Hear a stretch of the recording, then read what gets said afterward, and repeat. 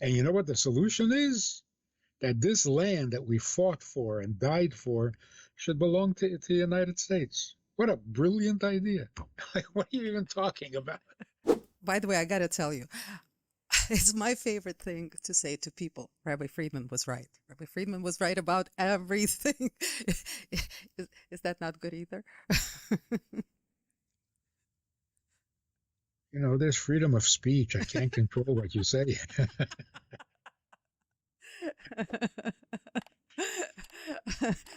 Point well taken. Thank you.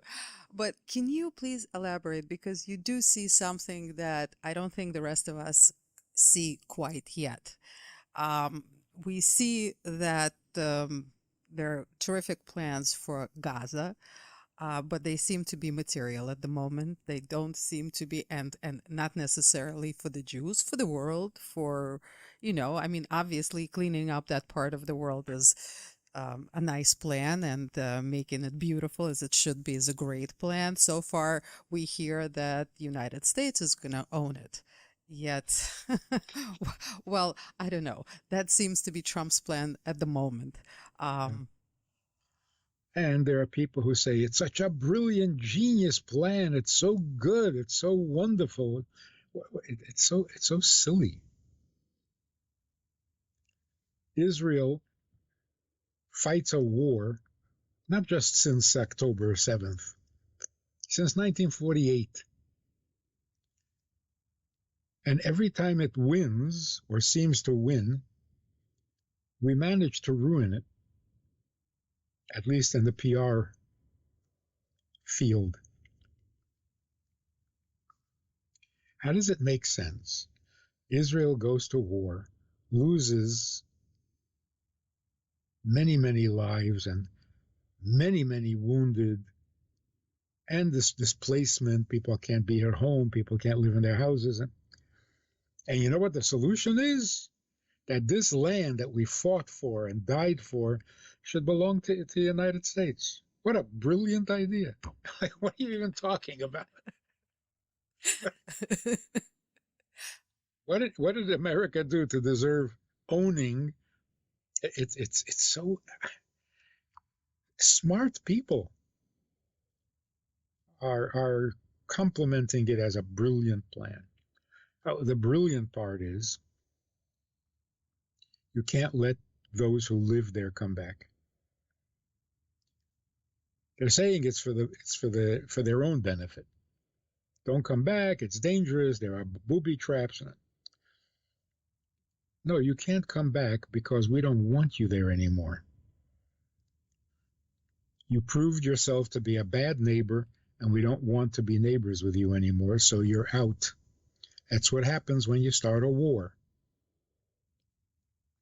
So the only sensible, logical thing that most intelligent, normal human beings assume is going to happen is that now Gaza is going to belong to Israel, which it should have been in the first place.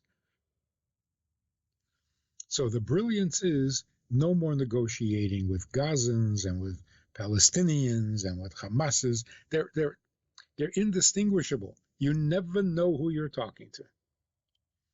So it makes no sense to let them come back because they'll just do again what they did before. And it's not genocide and it's not ethnic cleansing. It's a war. You lose a war, you go away. I think that's what's going to happen because it should happen. It's the only right thing. so is this a part of PR to get to the final step, to the final point that should be a right final step, meaning Gaza belongs to Israel? And In Europe, it was the danger lurked everywhere, and it was very, very common that you could not be a citizen of one country over another. So you had to lie about your citizenship. You had to have false papers because the truth was too dangerous. Not only that, you had to have been born before a certain year and or after a certain year, so you couldn't even tell your true age. You had to lie about your age, and you had to lie about your citizenship. You had to lie about your profession. Everything was complicated. So the joke is, these two Jews came to Ellis Island, finally, eventually, and they're whispering to each other, what age should I tell them? This one says this, or older, younger. Finally, somebody said, you know what? Tell them the truth. The war is over. We have this habit. We're afraid to say the truth. We think we have to outwit the enemy. If you beat them up, you don't have to outwit them. Now you can tell the truth. Now, what are you afraid of? You beat them up already. So Jews having an army, very confusing. You mean we have to stop all the mind games and the role playing? We can just tell the truth? It's something to get used to. We're not used to it. We need to tell the truth. It's our land. It belongs to us. It's an inheritance. I can't give it away. I should never have given it away. I should never have even talked about giving it away. So let's just clear the air. It's our land. Go someplace else. That's it. And that's exactly what will happen because that's the truth. Rabbi Friedman, two questions totally not related. About being right and telling the truth or seeing the truth. I think it's important for people for the confidence factor because when someone sees things clearly, and that's kind of, it's a trust factor right there. If a person is right most of the time, all of the time, then you can trust that person. And I think that is the most important thing why people are trying to kind of, I think when people are trying to say, I was right, trust me, I was right, trust me. But is that the right way to go about it? Because right now we see that, this is kind of a way that Trump is getting all the trust and confidence because he's been telling us whatever he's been telling us for the last more than 4 years. Even he started during his presidency, first presidency. So, and now the more we see him being right, the more we trust him, the more we know he's a smart man. So, is that important? Is that a way to gain trust? It does help. It does help. It confirms.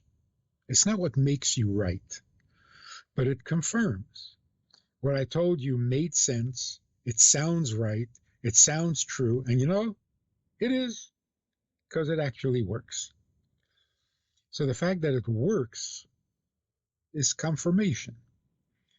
But it was right to begin with. It was right in principle, and then it became right in fact. And if it's not right in fact yet, if the principle is true, it will eventually become the fact. That's how much confidence you have to have in what is true and what is right.